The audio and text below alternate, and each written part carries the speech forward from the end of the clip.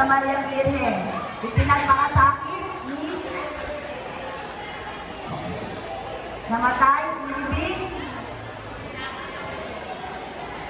pinako sa krus, namatay, inibig, na may ilang araw, nabuhay na muli, umakyat, sa langit na nalululot sa kanila sa mga at doon magmumula ang panirito at tulpo sa nakabubuhay na at nangangamatay na tao.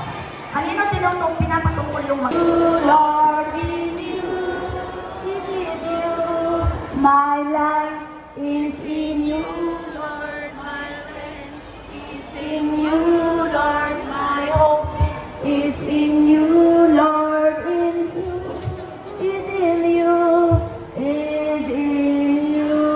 Para kayo wala mga bibig eh. Okay, palakpakan yung sarili. Upo na. Ito ng banal na espiritu para magdalang kay Panginoong Kristo ay siya yung safe sa original. Tayo lahat ay isinilang na may original sin. Kasalanang mana. No? Kasi si Adan at Eva, yun ang first parents natin. Meron tayo, nahala tayo ng original sin. Yung original sin na yun, pinapatawad sa pamamagitan ng nung nagkaroon ng sin, nagsagaduhan yung langit, pinto ng langit, mga pinto ng langit. Hindi tayo pwedeng pumasok doon. Kaya meron pinupuntahan ang mga namamatay noon sa Sheol. Sa Sheol sila. Wala, sarado ang langit eh. Oh. So nila doon, nung nilahanak ang Panginoon sa Kristo, nilangan sila yung mga mabubuhay na punta sa langit.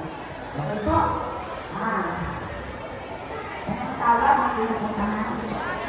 So, pag namatay ka na may kasalanan, mortal sin. Masukulong ka na rin sa langit. Bukas pa ako sis, kasi mahaba yung kay sis eh. Bukas pa ako makapagano. Kaya pinapanalangin natin yung mga patay. Malay mo, natutatawa sa ating pagkanoryo. So, doon hamuin through the prayers. No, yung mga kasalanan naman ng mga naliliit lang. So, tayo ay pwedeng mapatawa. Dahil mahal tayo ng Diyos, that is possible. Okay? Okay, Article 2. Article 2 pa lang tayo. Lagyan mo ito. Maiksi na lang yung hili. Okay. Sabi ko,